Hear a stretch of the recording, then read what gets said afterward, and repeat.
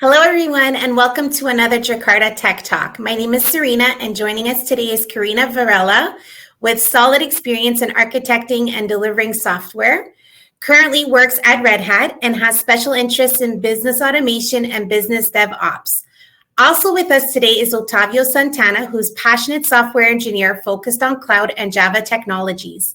He has experience mainly in persistence, polyglot, and high-performance application in finances, social media, and e-commerce. If you have any questions for Karina or Octavio as we go through today's presentation, feel free to ask them in the chat or use the Ask a Question tab. Before we get started, there is a 2022 Jakarta EE developer survey that is open. So I just linked it in the chat earlier, about a couple of minutes ago. So feel free to go into that survey afterwards and complete it. Without any further delay, Karina, Otavio, over to you. Hello, everyone. That's awesome. Hello, Karina. How are you today? Hello, and thank you for having us here, Serena. Yes, thank you. Yeah, I'm sharing my screen now. Hello, Otavio. It's so good to be here with everyone that's attending. Thank you so much for being here with us today.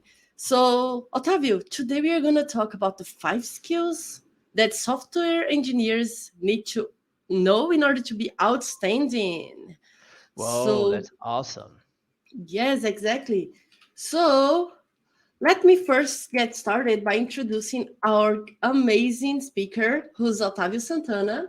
He is not only a Java champion, but he has also several other awards out there, like the Dukes Champion and many others. He also contributes directly to the evolution of Java. So he's a leader, an expert leader of several working groups in the specification, in different specifications. Also, the creator, actually the top contributor and the creator of Jakarta NoSQL specification. Also, he's an Apache committer, Eclipse committer. He's part of the Eclipse. He's a project leader at the Eclipse Foundation. And he likes to use his free time to not only read, but also write and share his knowledge through several books. You can see it in his site, at his website, and also in blogs around the different options over there, like this one and InfoQ and many others. So it's a pleasure to be here with you, Otavio. No, the pleasure is totally mine, especially because I will talk with Karina Varela, who is Principal Technical Marketing Manager, the biggest open source company in the world. Yes, exactly. I'm talking about Red Hat. She has over 10 years of experience. She drives several communities such as Java, and knowledge is everything, key. She is also instructor. She writes book and articles, especially and mainly about automation, cloud, Java architecture, and yeah, we have a huge pleasure to write a book together. But today's not to talk about us, Karina, right? Indeed, today is to share some of the secrets that we learned over these several years of experience that we have together, and share with the audience here. So, tell me, what is the secret to succeed in an IT technical career? Some might say it is to have excellent knowledge on technical skills. Let's say I need to know a lot about cloud. I need to know a lot about programming. Some others might say, yeah, that's only that is not enough. You also need soft skills. So what's in for that, Otavio, in your opinion? Well, it's a large discussion, right? How can you succeed? But first, how to define successful? Exactly. How can we know Exactly. how to be successful if we don't even know what it is for, what is meant for us to be successful? What does it mean, Yes. right? Mainly because to everyone, successful has a different meaning.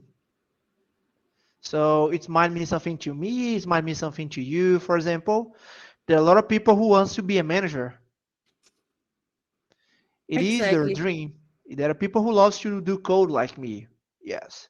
And there are people who loves to do more open source or have more flexibility or have more time with the family. So everybody has your own definition about successful and also happiness.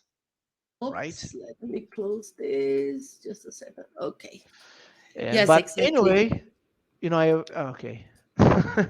But anyway, what matter to us is to you have a good career, you should, or at least you must have skills, right? Can you tell us about these skills, Karina, to us? Exactly. So there are two types of skills. We are just getting started with the basics. Okay. So there are two types of skills. There are the hard skills and there are the soft skills. And I've known several consultants that were pretty good, like really good in what they did. They had several certifications. They had several courses. They could do like an exceptional job, technically speaking. But they these type of people, and I personally know a couple of them, they always had complaints when they were at customers because of the lack of soft skills. So when we are talking about hard skills, we are talking about, can you actually do, like, get your hands dirty and implement that, either if it is on programming or infrastructure or in any level, middleware management.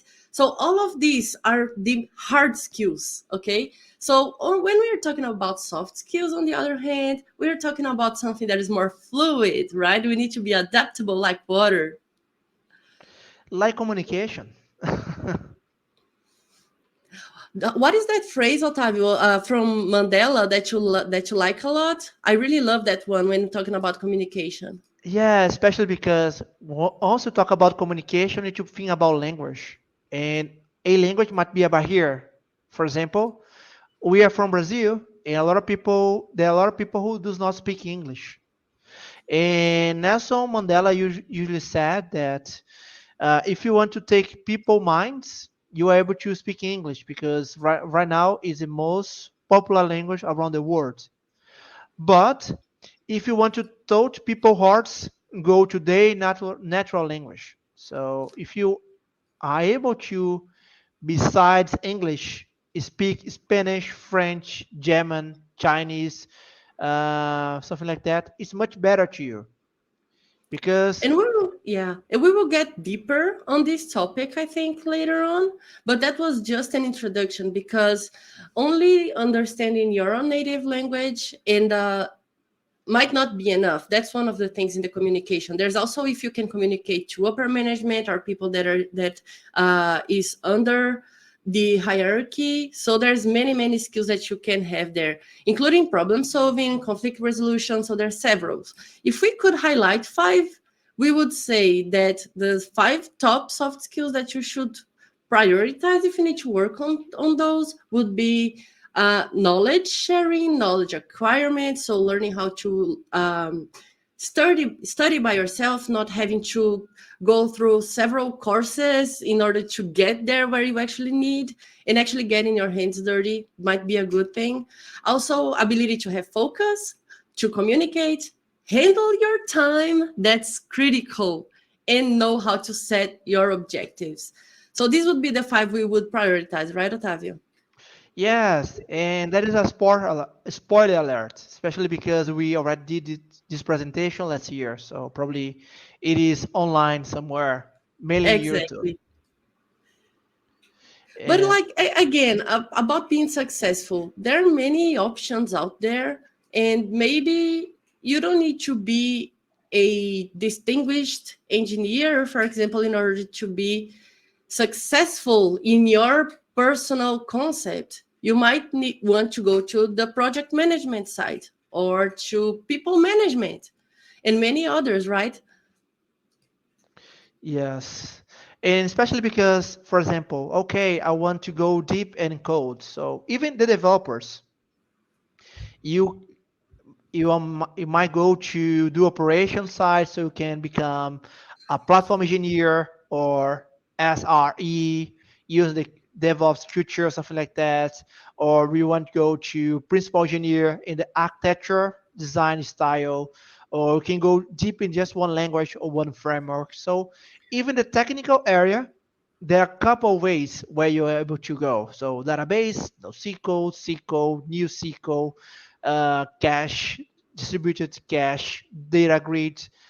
there are thousands of options where you can specialize yourself. But Otávio, yeah, besides go the ahead. technical area, there are a lot of things that's related to technology. However, it's not exactly technology like code. For example, SSD depends on several physical aspects. That is technical writing. That is developer advocate. So I mean, a thousand options to you go through your career. Otávio, but there's a myth that I would like to see if it is real or if we can just tag it as busted, because people say that if you go for this specific career or that other career, you might get some more money or less money.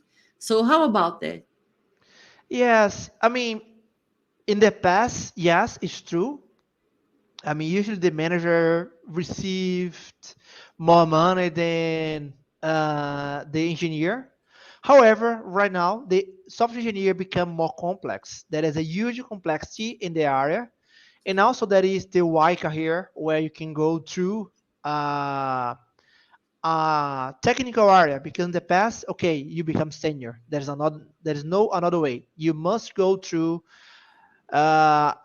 engineer manager. However, right now, no, you're able to go to staff engineer, you're able to go to principal engineer, distinguished engineer, fellow engineer.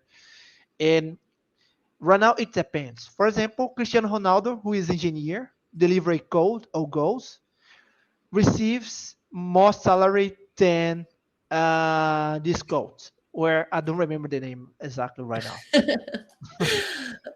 Okay, so I think this is a good introduction. So this was Let's we are going start. to get started, but we just wanted to settle that there are different skills, and that not necessarily because you're going to one career or the other that you will get more or less money. I mean, let's get started, Otavio. So the first thing you need to know as a technical person is that everything has a trade-off. Okay, you might have heard it in the Oh. past, but you need to understand that it's literally everything.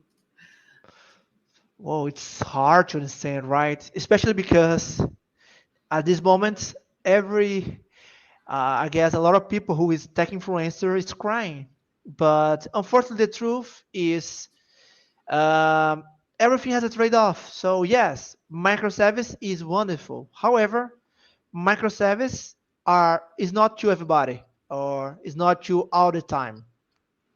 There's something happening with Kubernetes and so on. So there is these amazing books by Michael Richard and Neil Ford, and it has these amazing codes that explains about the software architecture right now. And basically, the main idea is there's no right answers. We need to understand first the context and then the trade-off.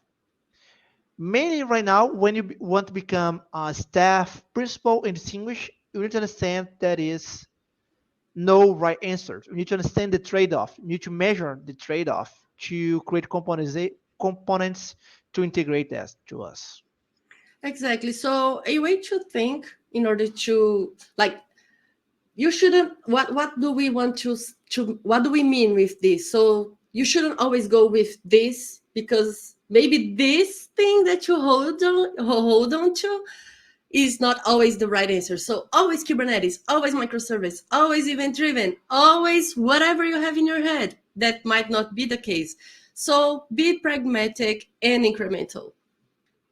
Yes, be incremental, you also be agile, right? So you do step by step, deliver small steps, and then for one.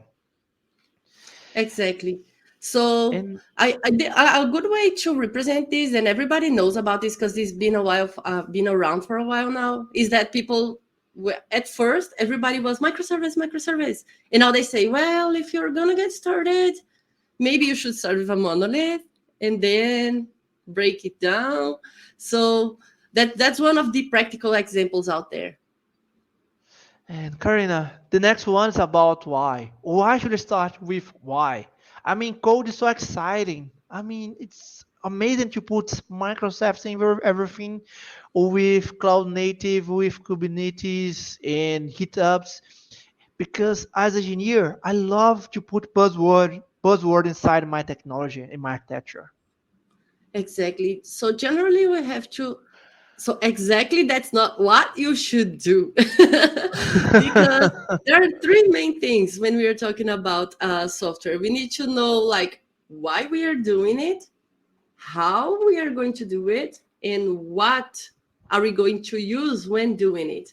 So I'm bringing this from the Synax Golden Circle. This is used a lot for selling and marketing of big organizations, when he says that the core thing that we need to know is the why, not the what. I don't care if you're going to use Java to implement your software. First, why are you doing that feature? Like, do you understand the business requirements there? Have you spoken to the business people to understand, especially if you're a software architect? Have you spoken to them and really understood, like deep down, what is the purpose of that software? Maybe what they are asking in the end of the day, or what's been written down and passed over to you, isn't the actual thing that needs to be delivered, you see? So depending on why you are creating that, you might think better on the how you are going to design it and architect it. And only then you can think about the what. In other words, what are you going to use? Like what the graspable things, right? The technical stuff.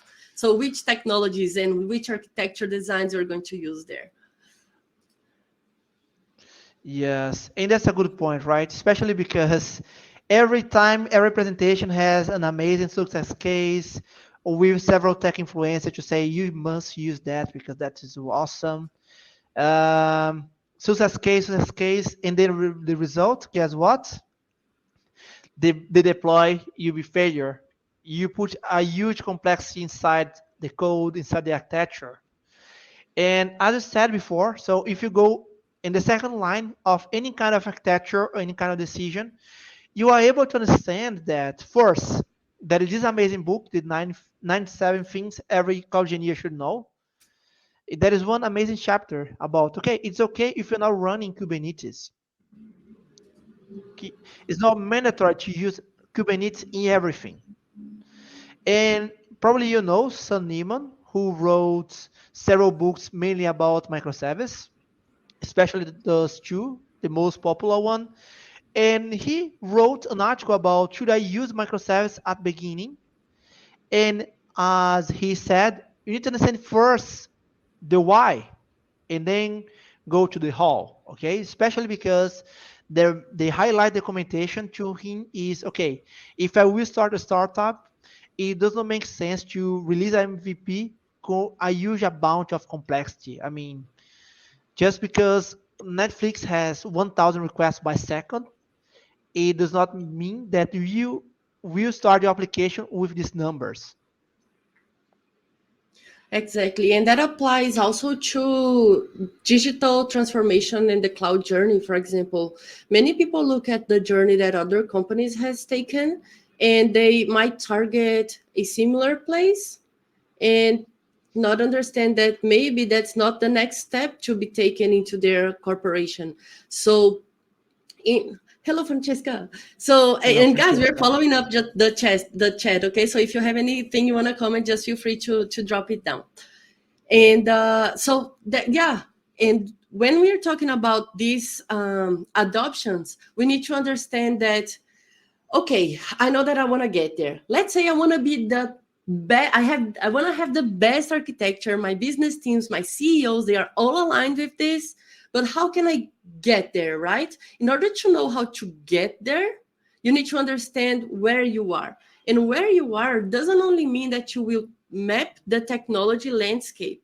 It also means that you need to map the skill set in your teams that will handle that across the corporation. So you might even need to do a reorg and break your team into smaller groups, depending on the goals that you have, or get them together. We don't know. Maybe change the way your project managers lead and manage their projects. So all of these might require big changes. So it's not only about adopting a new technology.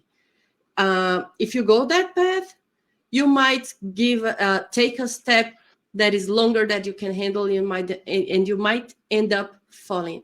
So let's go to the third topic, third skill. Oh Oh yes, my gosh, I Otávio, hate this I one. am a pro in Kubernetes. I need to learn Kubernetes. I need to learn it and be a pro on that, because that's what's in, that's what's hype. So is that the way to go? Yes, Like, because I am a pro on Spring. I am a super Spring developer. yes, I mean I'm amazing developers, but who cares about clean code? I know the framework, but I don't understand everything about OP, design partner, clean code, TDD, whatever. I don't care. The main point is about the framework. Yeah, so And there's an interesting thing that I learned from my own experience, actually, that coincidentally and luckily, I started learning things through the specification, things that were based on specification. So I had a long path in my career working with Java server applications, and I learned the concepts there. Okay, so I could learn exactly which were the concepts. So what are the data sources, how you can configure them, what does a Java application has to have in order to interact with those things. So I kind of got a better expertise on a specific Java server. One day I had to start working with another one and then do a migration with another one. And guess what? I already knew how to work with all of those because all the concepts were the same. It didn't matter which application server I was working with because all the concepts were the same. So I only had to change the way you interact with it, but in the end of the day, you already know what's going on, right? The same is valid for programming, for example. So if you know, like Otávio said, concepts of programming, it doesn't matter if you are working with a specific language. If you switch, you might have to learn specific things of that language and the syntax, but you know the main thing that is actually going to bring it to allow you to create performant applications. oh, nice. And especially because the approach, the upskill, the concept makes sense, right? I mean, there is the paradigms, for example, imperative, declarative, object, parallel processing, functional, database, data flow. In Exactly. every On situation, the database side, do you think it is the same? So if you learn the basic concepts, fundamentals of database, will you be okay working with anything? Relational, NoSQL. yes, So how's that in that exactly. world? Especially because, for example, in database, data persistence, there is the CAP theorem, right? And that says about the words not perfect. You have three behaviors: consistency, availability, and fault tolerance. And you need to choose at least two of those options. What does that mean? So if you're gonna use either SQL or no SQL, you will follow the theorem until now. I'm gonna use I don't know, MongoDB. Yes, it has the CAP theorem. MySQL, it has the CAP theorem. You have the same goal to store information in distributed way. So it will follow this theory. And it's exactly happened with Java and Kotlin, right? Both are object oriented.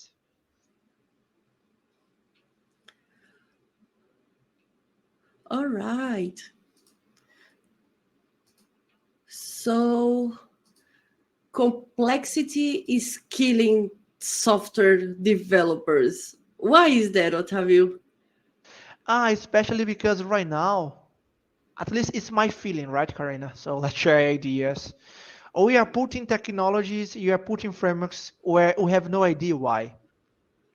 Just because we saw an article, and I'm not complaining about conference. Look, right now we are doing conference. We are doing Yeah. articles. We write books, several books, but it does not mean that just because you saw an article about this, you must put that in production.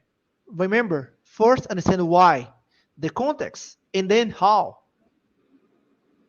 If you put the technology just because you saw in a conference with hello world and uh, and then put in production, trust me, a hello world is simpler than a distributed data system. So a presentation is much easier than the code in production.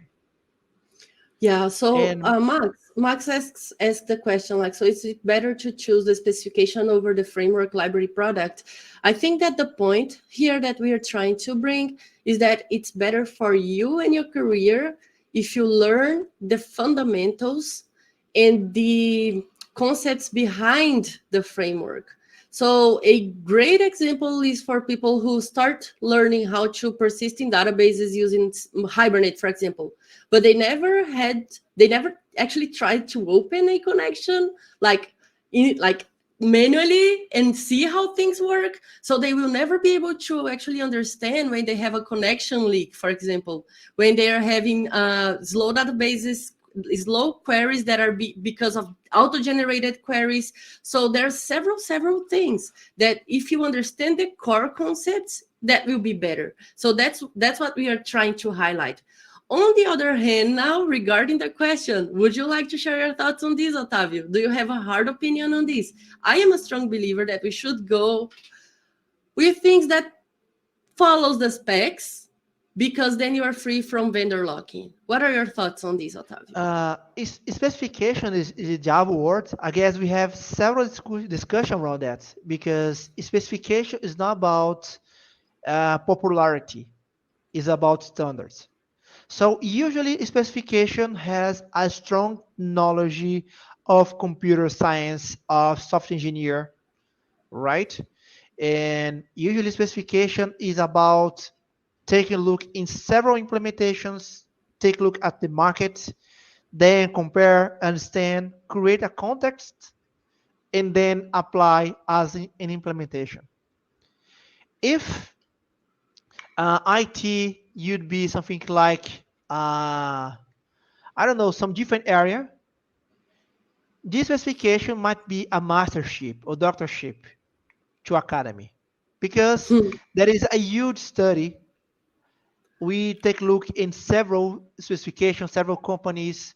So if better if you choose specification, it depends of the context, right? Because there's no right and wrong answers. But if you should understand the specification, especially the computer science and the software engineer behind that, yes. If you want to become a principal engineer, distinguished engineer, fellow engineer, staff engineer, whatever, yes, you need to understand what's going on behind. So, for example, what happened with Java because safe memory? It'll be cool if you understand that there is a garbage collector inside doing something. Uh, it'll be cool. Okay, I don't know if you're gonna use Java with Spring or Java with Quarkus or Java with microprofile. However, both are object oriented.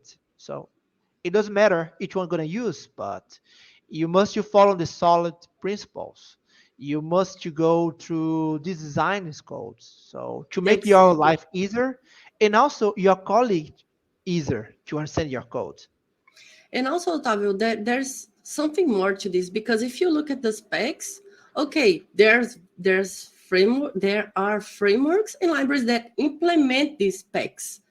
Some of them go a little, they add extra stuff to that spec. Do you know what's extra there? So this is the kind of thing that differentiates the more senior people who are able to make decisions from those who are only using this stuff without knowing what's going on there. See? So another example also is when you're choosing frameworks for persistence and you see several options out there, including Panache. Oh my gosh, Panache is great. You don't need to do anything. You just put some annotations here and bam. Okay, do you know what is the active record? Do you know what's coming on Java for active record? Do you know what that framework requires you to do? For example, setting your attributes as public. Which principles does that break? Is it harmful for your architecture? So there are a couple of things that only from this perspective you're able to analyze and judge if that software or library or technology is suitable for your scenario. Do Yes, you want to add and anything? Go ahead, Otavio. especially because there's several good points if you go to specification, right? For example, right now here we are in the Jakarta channel, and yes, if you don't know about Jakarta, please take a look in the website jakarta.ee,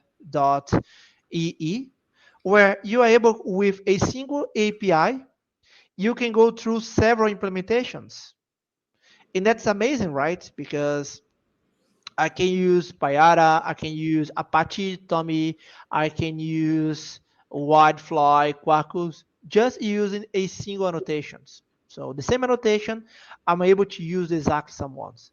So it's amazing to use specification. I recommend you if you at least understand.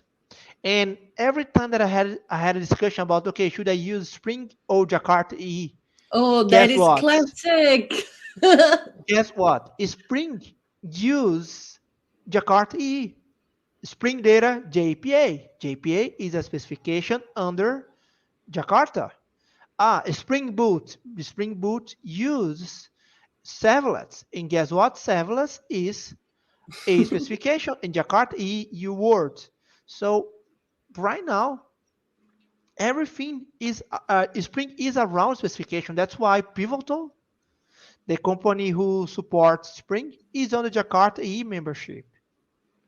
So there is no way to go through so far from the specification world, especially Otavio, and it's like documentation. I told you, like if you know the basics, like if you go to the actual example, like auto-wired and inject, we're talking about CDI. Do you know CDI?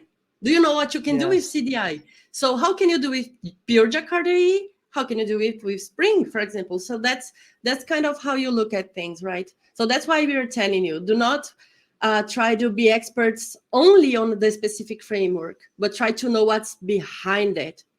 Yes, especially if you want to go to this area, right? So not Eh, everybody should, yeah. for example, advocate, maybe technical writing, maybe don't need, but if you go straight to technical area, engineer area, is interesting if you know more about it. Otavio, but that's interesting that you just mentioned because, for example, I know several technical writers at Red Hat, for example. I personally know them.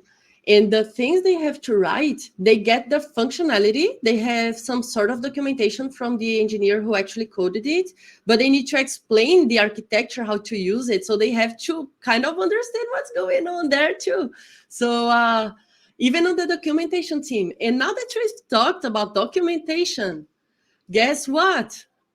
Documentation is software. Don't. I know many of you are like rolling your eyes now. Oh my gosh, documentation. Yeah, this is our fourth topic. This is one of the things you should master in order to be Come outstanding. on, Karina. There It's are not those are the possible. small differences that make you like distinguished from the others, you know. So, Otavio, I myself, like me myself, I myself, I like to write on my blog even things that doesn't have to do with my specific area. For example, once I wrote a blog on how you can convert ASCII to Markdown. And that's specific. That's exactly why, like everything I need to remember, I'll forget. So whenever I have to do something, I can just go there and copy and paste. Oh, but I have my private notes here in the, like, for the Windows users, I have my notepad with full of notes here on my Evernote, whatever you use. So why not share? Let's talk about this in a second.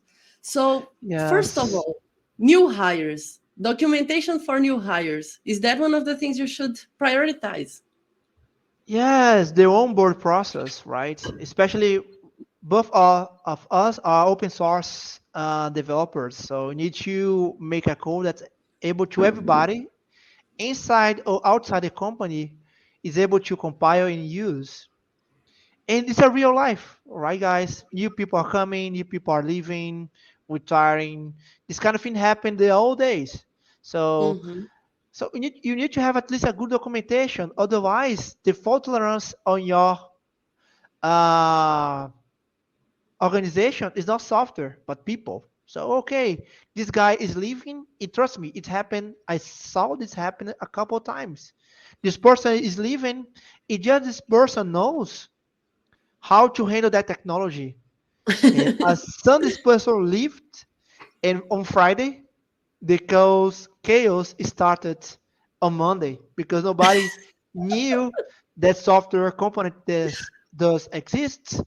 And the huge headache around the organization. I've seen an example like this, but it was on public sector, and this consultant was not available anymore.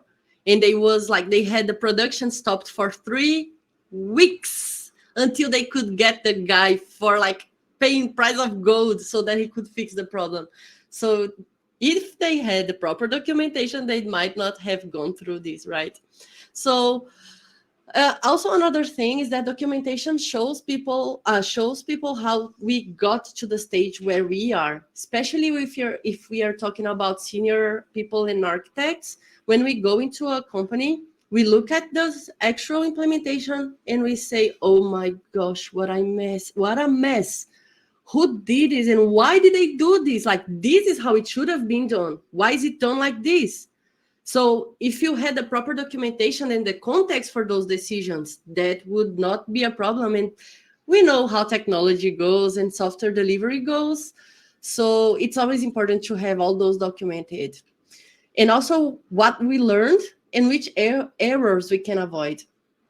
So all of these are pretty valid. Yes, So we need I to mean, demystify mistakes something happen, that... right?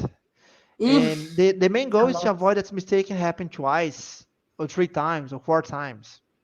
Otávio, but the clean code book, oh my gosh, the clean code book says comments are a great example of something that seems like a good thing, but turned out to cause more harm than good.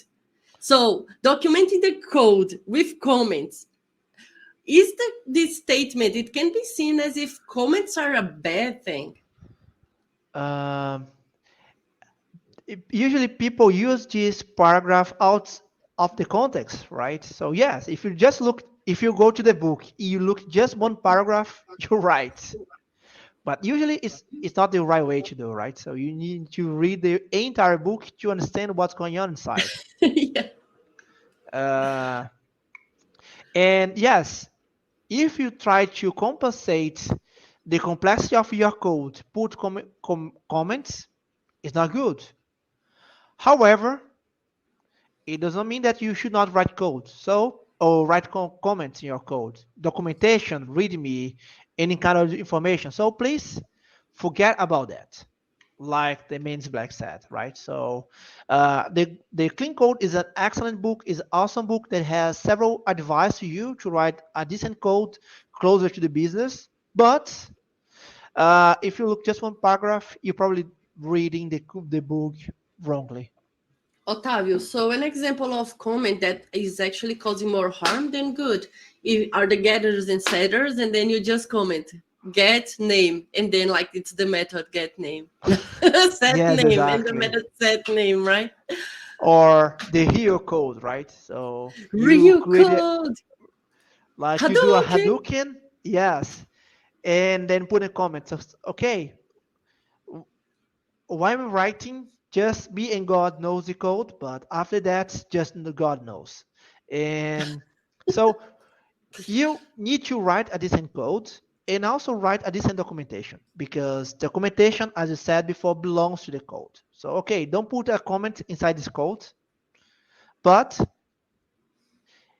self-documented code does not exist. So yes, you should write a decent code, DDD, DSL, clean code, ambiguous. I usually say it's right. Ubiquitous. Ubiquitous. Thank you, Karina. Uh, is important, but you should not forget about the documentation, right, Karina? Yes, definitely. So as you've seen so far, there are different types of documentation, okay? So there's the software documentation where you can have the code for the users. So the user's guide, how will they use your software? Maybe that's not part of your job. Okay, that's fine. But there are some others that are definitely part of our jobs. For example, creating a proper README so people can know what this software is for, especially when talking about open source. That's the first place I go, to be honest. When I'm learning about a project, I hardly go to the web page. I definitely go to the GitHub page and I go to the README. And when I want to contribute to an open source software, I need to know how to contribute. What are the guidelines there? What is the process that these folks usually follow? Pull requests. Does it have a specific name pattern? Does it have to have a Jira associated with it somewhere? Because there are there are some specific projects that they have open project management, let's put it like that. We have the issues, we know the features that are coming and that are being worked on, and it's open for the public. And many of these times, these have to be linked with the software. So all of this stuff needs to be documented also, for example, in a contributor guideline, if you are creating open source software. Now, if you are creating, let's say I don't work with open source, I only have my internal stuff, it's private. Still, you need to have developer guides. Like, what are the frameworks available for our developers in case you have let's say you have a strict line to follow on that specific group? What is there to use? How they should use it? And what should they not do there? What are the repositories? So there are many things you can have on the developer guides. APIs, Otávio. I know you love Open API. Can you talk a little bit about this? Yes. If you are old like me, you probably worked with SOAP, where we had WSDL, right? So you do the stub, import, stuff like that. And basically the Open API is a standard documentation to your API. Basically, you are able to import using Open API to any language that you are using. So exactly like SOAP did in the past.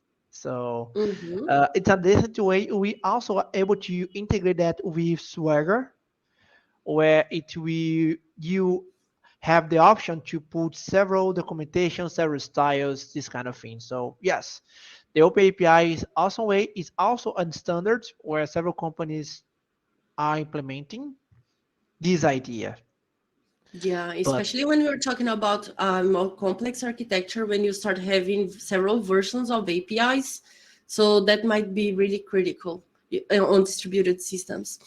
And before we move ahead, just one last example is that even this software the documentation of a software has its own documentation. So this is an example from the documentation, like the open source documentation of the Druze and JBPM projects. It's open source, it's on GitHub. The documentation, the source code for the documentation is open and it's documented. So the documentation also needs documentation. So that's how far it can get. And it doesn't stop on the code level. It doesn't stop on the user's guide. We need to talk about architecture documentation, please. yeah, especially because it's a boring code, nobody will be able to see. But it's important to know us to understand how the organization works. And for example, the C4 model is really, really important to us, especially because it's the organization way to integrate everything. So the best way to think about C4 model is with this map. So the best analogy that I have on my mind right now is a Google Maps where I start with the planet. There's no flat, by the way, and then go deep in the continent and the country and the state and city until your house. Otávio, once Okay. in a whiteboarding course, a group of experts were asked to draw an architecture for a specific solution. The same solution was described and people were drawing the architecture. Boxes everywhere, arrows, users, like all sorts of different stuff. And if you're just drawing boxes to describe your architecture, you might be falling into a trap, because you know what's there, but maybe other people don't. So that's why adopting models, well-established models like the C4 is something good.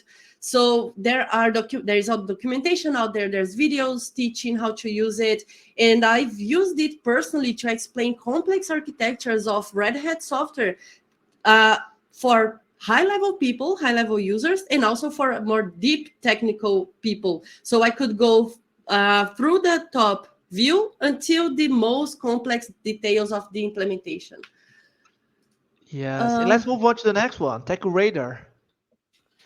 The idea is of the Tech Radar is to exactly map the technology that you are using or your organization is using right now. So you're able to see the one it is core, the one it is not core, the one that we are starting to looking at.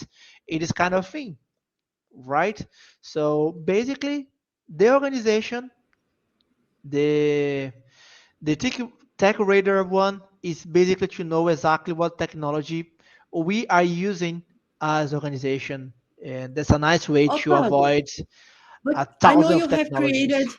like you have personally created two tech radars for two different companies. How hard is it to actually create one? And did you actually get value, like good value, good return from the implementation there? Yes, indeed, I have this one here that belongs to Zoop Innovation, the open source team. Uh, and it has a huge value, especially because right now everybody knows what tools the whole organization is using. For example, I want to use a message queue. Right now, I have the option to check if there is a message queue available that somebody else is my using. And that is good, right? So right now, for example, if everybody is using, I don't know, Apache Kafka, I already have this knowledge of operation. I have the knowledge how to use. I have the libraries. I have the whole validations. And Maybe if it even makes sense, subscriptions. yes, subscriptions, the whole idea, the whole everything. And if it makes sense, I might use as well. So it will decrease the curve of learning because there are a team who knows that, and the operation team knows to handle this kind of details. Okay. Hmm. And one of the things that we've mentioned is that we need to know how we got here to the point that we are, and that's where the architecture decision record, also known as ADR, can help us out. Yes, because you documented the whole decision. It's more the strategic one. So okay, I will use this because of that. I will use that because of this, and move on. The whole idea of architecture decision record is okay. I'm gonna use.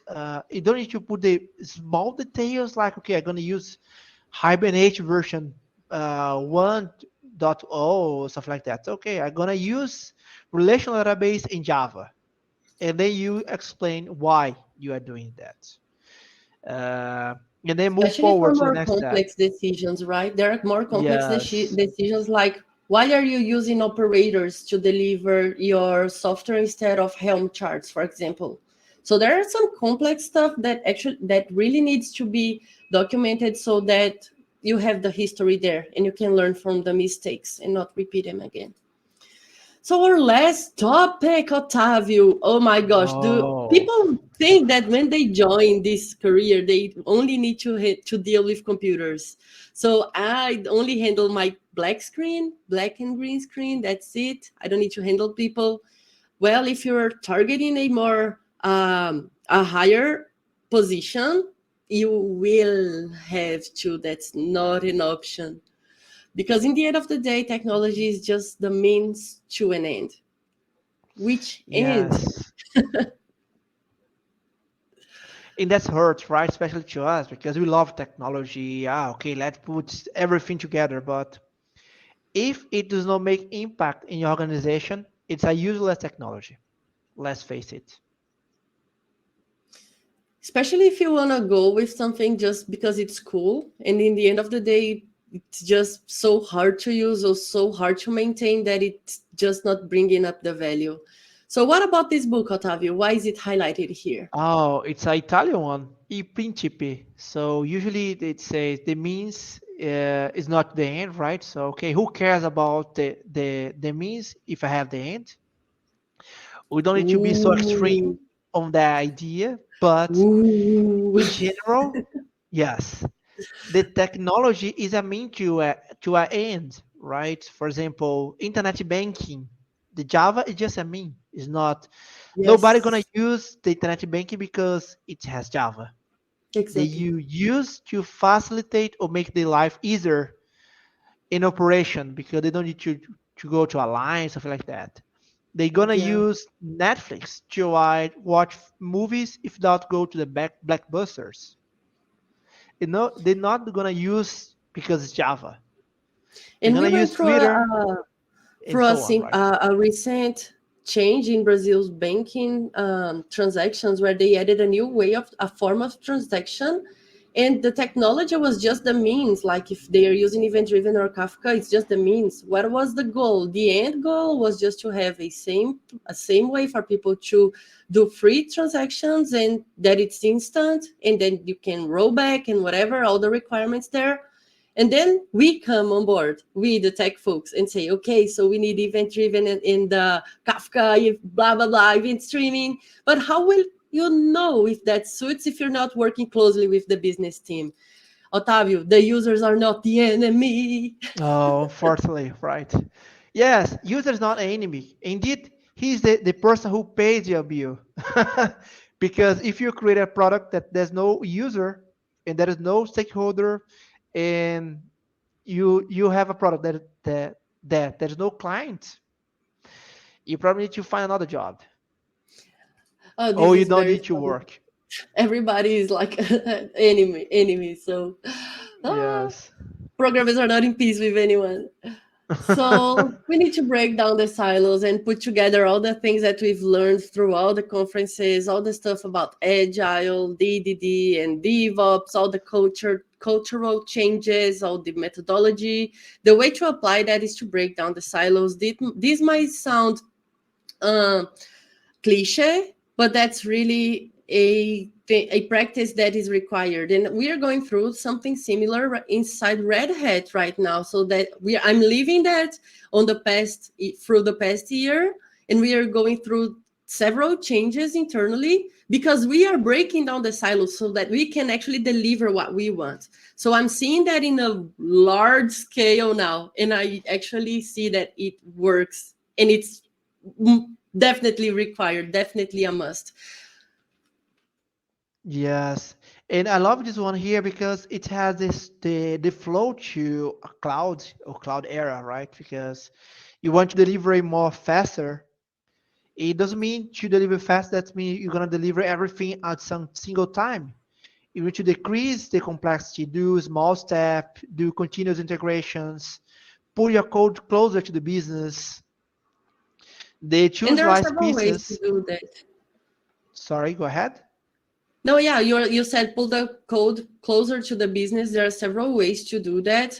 Just to add to that topic, so you can, for example, not only use DDD to have a same language pattern across the communication with the business folks. You can even include different standards like BPMN or CMMN or DMN into your software so that you can create executable decisions or processes or workflows, whatever it is, that is actually represented in a graphical way that they can see it and change it and maintain it and validate it. And since it is executable, it can run as code. So there are several ways to bring the business people closer, including into, for example, the delivery pipeline, the delivery cycle. They might want to be part of any approval processes if there are any. And how can they do that if they don't understand anything that's in there? Like WSAPP.war. What is that? Oh my gosh. So you need to think about it. Yeah. So is there Yes. anything else you would like to add on this topic, Otavio? Yes. No, I'm kidding. Thank you, everybody. Hopefully, you enjoyed this presentation. Please follow her on Twitter, Key Follow Varela. him also. Instead of A is four. So she has several tips, several articles, several knowledge. It's valuable and affordable to use and understand. And yes, let's connect. So she also has LinkedIn, probably I don't know. We have. And please let's And connect. We are always doing, we love working together. So you might see several works from us, talks, blog posts, books, and things. and We are free always books. working together. Yes. Yeah, we believe that summing up our experiences is the best way to bring value to the audience. So thank you so much for your time. Thanks for attending and thanks for having us. Thank you for that excellent presentation today, Karina and Otavio. It's just a great reminder. If anyone in the audience has any final questions, please feel free to ask in the chat and or use the Ask the Questions tab, and I'll give you a few moments to do that. But while I wrap up, the next Jakarta Tech Talk happens on March 30th, the Piranha Cloud, a new EEMP runtime in progress. You can register for that session using the link I just posted in the chat. Let me just click on there. Get that in there for you guys. And then we're also looking to book some more Jakarta Tech Talks throughout 2022. So if you're interested in presenting, feel free to fill out the form, which I will also link in the chat. And finally, if you have any feedback on the Tech Talk program, we would love to hear from you. So just click the green button that popped up and let us know how you enjoyed the talk.